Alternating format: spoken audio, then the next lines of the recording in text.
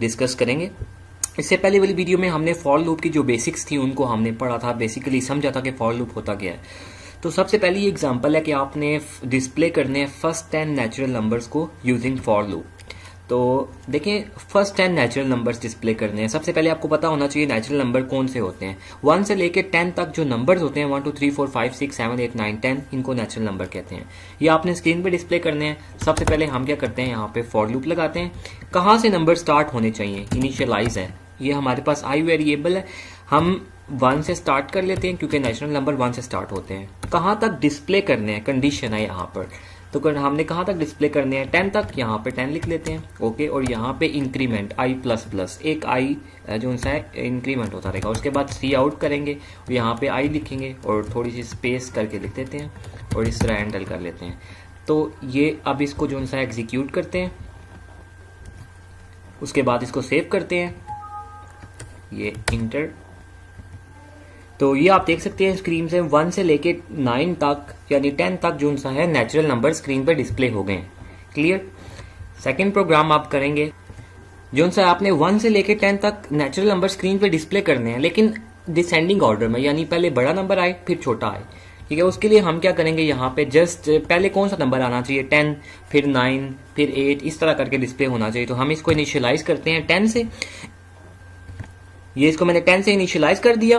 अब कहाँ तक डिस्प्ले होना चाहिए, 0 तक डिस्प्ले होना चाहिए ना, यानी 0 से इसको हम कर देते हैं जब तक i 0 से छोटा है, सॉरी जब तक i 0 से बड़ा है उस वक्त तक ये स्क्रीन पर डिस्प्ले कर दे, ये कंडीशन है। ठीक।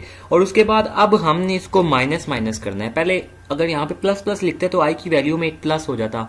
अगर i माइनस माइनस लिखते हैं इसका मतलब है i की वैल्यू में एक कम कर दे। इसको हम डिक्रीमेंट करते हैं अगर मैं यहाँ पे माइनस लिखूं तो। और अगर मैं यहाँ पर जो सा प्लस प्लस जैसे हम पहले करते आए हैं उसका मतलब होता है कि जो सा इंक्रीमेंट। ठीक है, दोबारा हम इसको एग्जीक्यूट करते हैं। तो कंपाइल एंड रन करके आप देख सकते हैं पहले 10 से 1 2 स्टार्ट हो रही है, डिसेंडिंग ऑर्डर में ये डिस्प्ले हो रहे हैं। सही है।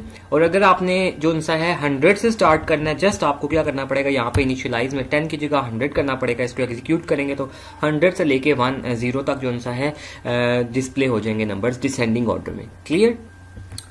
तो फॉर लूप का बेसिकली मकसद तो आपको बताया था लास्ट वीडियो में कि रिपीटिशन ही होता है, इसने किसी भी चीज को रिपीट करना होता है जो हम इसके अंदर लॉजिक लगाते हैं। तो बेसिकली यहाँ पे हम ये लॉजिक लगा रहे हैं। ठीक। तो ये इसको रिपीट कर रहा है, इस स्टेटमेंट को i की वैल्यू डिस्प्ले कर रहा है। और i की वैल्यू को हम चेंज कैसे कर रहे हैं, यहाँ से सबसे पहले 100 कर दिया, फिर i की वैल्यू बार बार चेक करता रहेगा 0 से जब तक बड़ी है तो कंडीशन ट्रू है तब तक चलता रहेगा, और एक माइनस करके वो उस तरह स्क्रीन पे डिस्प्ले करता रहता है। क्लियर है। ओके, थर्ड जो हमारा क्वेश्चन है वो ये है कि 10 तक आपने जितने भी इवन नंबर्स आते हैं वो स्क्रीन पर डिस्प्ले कराने हैं। ठीक है। ओके, हम क्या करते हैं, इसको 0 से स्टार्ट करते हैं। ओके, यहाँ पे हम जब तक कंडीशन क्या है कि कंडीशन लेस देन 10, जब तक 10 से छोटा नहीं है उस वक्त तक ये लूप चलता रहेगा। ठीक है।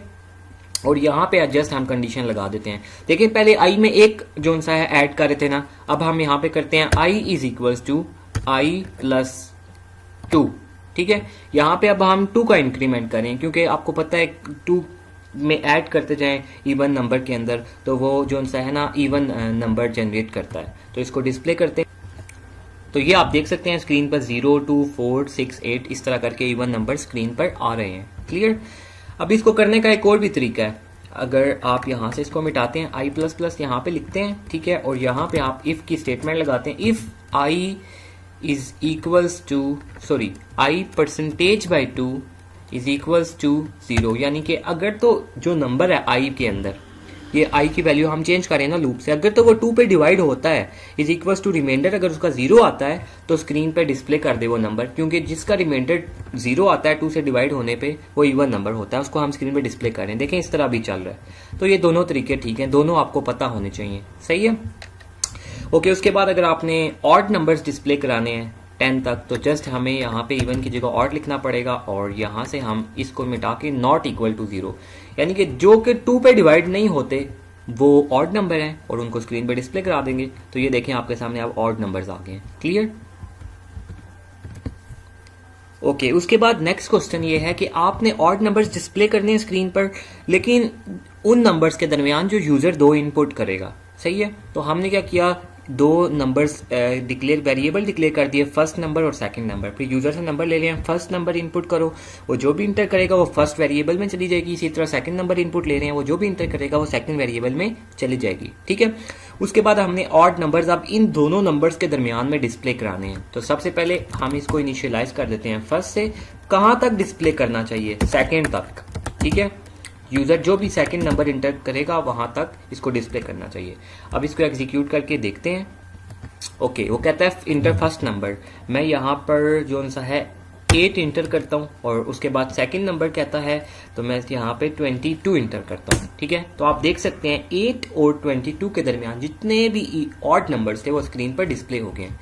इसी तरह आप इवन नंबर्स भी डिस्प्ले करा सकते हैं। बेसिकली यहाँ पे मैं समझा रहा था कि फॉर लूप के अंदर दो नंबर्स यूजर से लेके उनके दरमियान का जो डाटा है, नंबर्स वगैरह हैं, उनको कैसे डिस्प्ले कराया जा सकता है। क्लियर? ओके, इसके बाद नेक्स्ट हमारा क्वेश्चन ये है कि हमने क्या करना है, पहले 10 जो नेचुरल नंबर्स हैं उनका स्क्रीन के ऊपर सम डिस्प्ले करना है। क्लियर? ओके, सबसे पहले हम क्या करते हैं, सम जो सा है पहले हम कैलकुलेट करेंगे ना, तब स्क्रीन पर डिस्प्ले करा सकते हैं। इसलिए मैं एक वेरिएबल ले लेता हूं यहाँ पे सम का, जिसके अंदर हम सम को जो सा है स्टोर करेंगे, पहले 10 जो से नंबर्स का, ठीक है। ओके, यहाँ पे अब देखें फॉर लूप लगाते हैं। सबसे पहले कितने नंबर्स का करना है, फर्स्ट 10 का, 0 से लेके 10 तक। 0 से हमने इसको इनिशियलाइज कर दिया। अब यहाँ पे रेंज लिखेंगे कि कहां तक करना है इसको डिस्प्ले। 10 तक करना था, मैंने यहाँ पर 10 लिख दिया। क्लियर? ओके, उसके बाद अब हमने स्क्रीन पर जो सा है सम को कैलकुलेट करना है। तो sum is equals to sum plus I करेंगे, ठीक है, और ये लूप चलता रहेगा। इसके बाद सी आउट जब हम करेंगे सम, सबसे पहले यहाँ पे लिख लेते हैं the sum of first 10 numbers is equals to, यहाँ पे हम सम कर लेते हैं और ये एंडल हो गया, ठीक है। तो ये हमारा जो सा है फर्स्ट 10 नेचुरल नंबर्स को जो सा है सम उनका फाइंड करने का प्रोग्राम बन गया, ठीक। अच्छा, देखिए स्टार्ट में सम क्या होगा, स्टार्ट में तो सम 0 होगा क्योंकि कोई भी नंबर उसके अंदर स्टोर नहीं किया, इसको 0 से इनिशियलाइज कर दिया। ओके, अब यहाँ पे आते हैं, जब देखें आई की वैल्यू क्या है 0, सबसे पहले 0 से लेके 0 1 का सम होगा, ठीक है। वो जो सम कैलकुलेट होगा, देखें अभी स्टार्ट में आई की वैल्यू क्या है 0, कंडीशन चेक हो रही है यहाँ पे, क्या 0 10 से छोटा है, वेरी गुड, छोटा है, कंडीशन ट्रू है, तो इसका मतलब है लूप की बॉडी में जो कुछ भी लिखा हुआ है हम यहाँ पे ब्रैकेट्स लगा लेते हैं। अच्छा, यहाँ पे मैं आपको ये बात बता दूं कि ब्रैकेट्स कब लगाते हैं और कब नहीं लगाते। अगर मैं यहाँ पे ब्रैकेट्स लगा लूं, ठीक है, वेरी गुड, ठीक, लेकिन अगर ना भी लगाऊं तो ये फिर भी चलेगा। उसकी रीजन ये है कि जब एक स्टेटमेंट होती है ना, तो लाजमी नहीं आप ब्रैकेट्स लगाएं।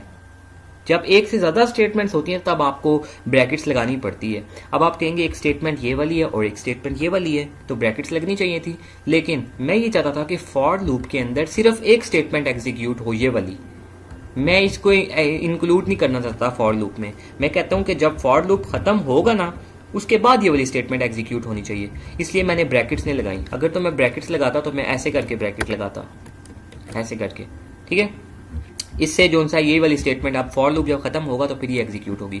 इसलिए लाजमी नहीं है कि जब हम ब्रैकेट्स लगाएं, क्योंकि एक स्टेटमेंट को हमने एग्जीक्यूट करवाना है। एनीवेज, यहाँ पे आई की वैल्यू क्या थी 0, I is less than 10, condition true है क्योंकि आई 0 है और 0 10 से छोटा होता है। उसके बाद देखें sum is equal to sum plus I. अभी यहाँ पे सम की क्या वैल्यू है आप मुझे बताएं। देखें सम की वैल्यू ऊपर हमने 0 लिखी थी, यहाँ पे 0 है वैल्यू, प्लस आई है। आई की क्या वैल्यू थी, आई की भी वैल्यू 0 है, तो 0 प्लस 0 क्या हो जाएगा, sum is equal to 0। Clear?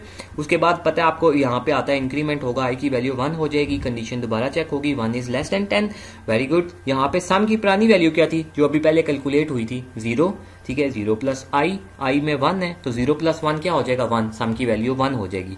इस तरह करते करते ये आपने एक रजिस्टर लेना है, कॉपी के ऊपर एक एक स्टेप करके सॉल्व करना है कि ये सम की वैल्यू जो अभी हम इसको एग्जीक्यूट करते हैं, देखिए आपको बताता हूँ, ये देखें एग्जीक्यूट किया तो हमने सम इज इक्वल टू 45 आ गया, फर्स्ट 10 जो नेचुरल नंबर थे उनका सम। तो ये कैसे आ रहा है 45, एक एक स्टेप को आपने रजिस्टर खोल के उसके ऊपर लिखना है कि आई की जब वैल्यू ये थी तो सम की वैल्यू ये थी। अगर आपने ये काम किया तो आपको प्रोग्रामिंग आ जाएगी, लॉजिक तब ही समझ आएगी। एनीवेज आप जितने मर्जी प्रोग्राम्स देखें, जितनी मर्जी वीडियोस देखें, इस तरह कभी भी क्लियर नहीं होगा।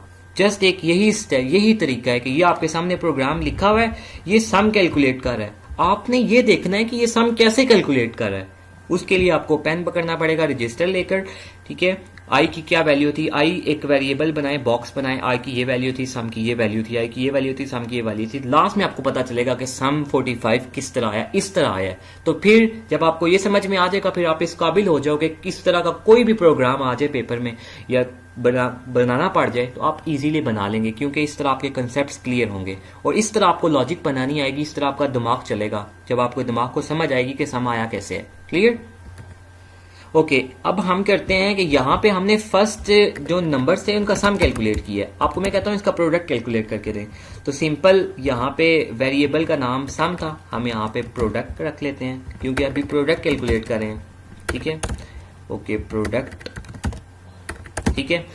ओके, यहाँ पे आप देखें मल्टीप्लाई कैलकुलेट करना है ना, प्रोडक्ट कैलकुलेट करना है, तो सम के लिए प्लस लिखा था, यहाँ पे हम अब मल्टीप्लाई लिखेंगे। ठीक है, और यहाँ पे लिख लेते हैं जिधर भी सम था ना उसकी जगह प्रोडक्ट लिख लेते हैं, क्योंकि उसी प्रोग्राम को जो सा है हम चेंज कर रहे हैं। यहाँ पे भी आपको PROD जो वेरिएबल था जिसके अंदर हमने प्रोडक्ट कैलकुलेट किया उसको लिखना पड़ेगा। इसको एग्जीक्यूट करके देखते हैं।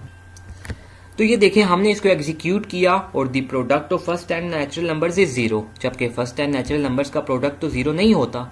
अभी आपने ये मुझे बताना है कि ये जो प्रोडक्ट था, ठीक है, ये 0 क्यों आ रहा है। अभी मैं आगे मैं आंसर भी दे दूंगा, लेकिन अभी आपने आगे वीडियो नहीं देखनी, आपने ये एनालाइज करना है, ये चेक करना है कि 0 आंसर क्यों आ रहा है। ठीक है, तो वीडियो को यहाँ पे स्टॉप करके इसकी रीजन खुद से देखें कि 0 क्यों आया है। अगर आपने ये रीजन पकड़ ली, गलती पकड़ ली कि क्या गलती है, तो इट मीन्स कि आपने जो सा है प्रोग्रामिंग आपको समझ में आ रही है।